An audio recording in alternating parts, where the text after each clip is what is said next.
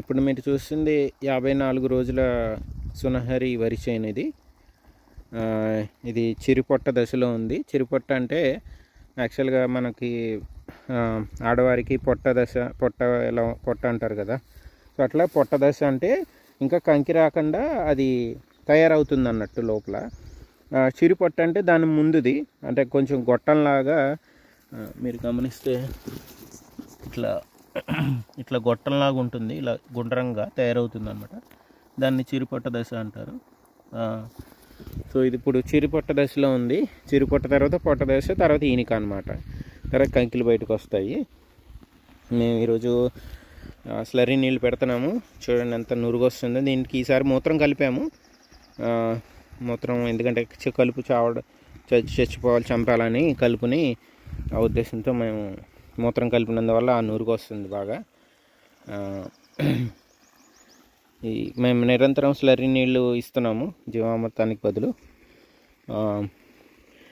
మీకు అంతకుముందే షేర్ చేసుకున్నట్టు నేల అయితే మనకి దిగడం గొల్లగా ఉన్నట్టు తెలుస్తుంది, కానీ అది ఇంకా దిగుబడిలోకి కన్వర్ట్ అవ్వలేదు. లాస్ట్ ఇయర్ ఒక 16 బస్తాలు వచ్చింది. అంతకుముందు మనకి 15, 14, 12 అట్లా వచ్చేది. 16 బస్తాలు అంటే దాని ఇంప్రూవ్మెంట్ కనిపించింది.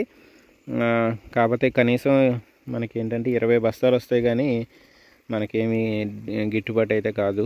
ఇప్పుడంతా మనం జేబులోంచి చేస్తున్నాం వ్యవసాయం ఓపిక్గా.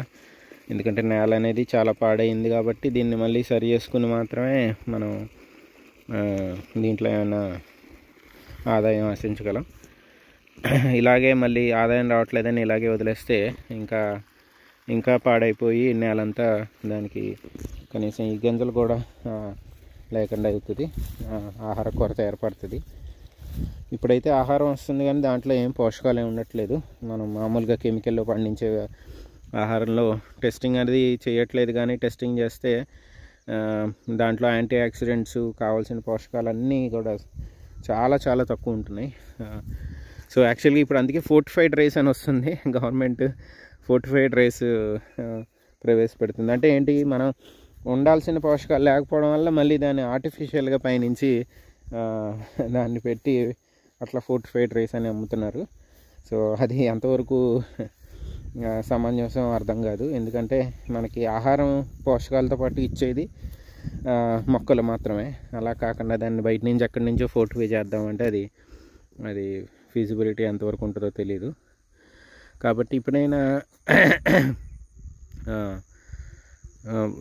ఈ ప్రకృతి వ్యవసాయాన్ని ప్రేమించి మంచి ఆహారం తినాలనే కాంక్షతో ఉంటారని ఆశిస్తాం. అంటే ఇప్పుడు అందరూ కొంతమంది బాగానే తీసుకుని వెళ్తారు, వాళ్ళకి అర్థం చేసుకుంటారు మనకు దిగుబడి వస్తుంది కాబట్టి రేట్ అనేది ఉంటుంది అని. కొంతమంది ఏమో బయట రేట్లతో కంపేర్ చేస్తారు. బయట బియ్యం 40 కదా, 50 కదా, 60 కదా అని అడుగుతూ ఉంటారు. కానీ ఏంటంటే మనకి ఆ బియ్యానికి ఈ బియ్యానికి పోషకాల్లో ఎన్నో రెట్లు తేడా ఉంటుంది. మనం అది ప్రూవ్ చేయలేం కాబట్టి మనం అది చేసే వేళతో కూడుకున్న ఖర్చు పని.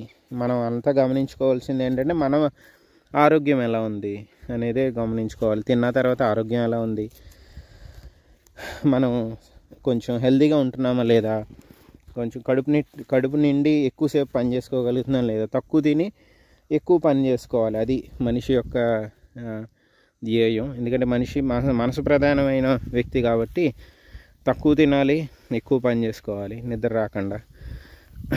కాబట్టి ఆ విధంగా మనకి ప్రకృతి ఆహారం ఒకటే శరణ్యం.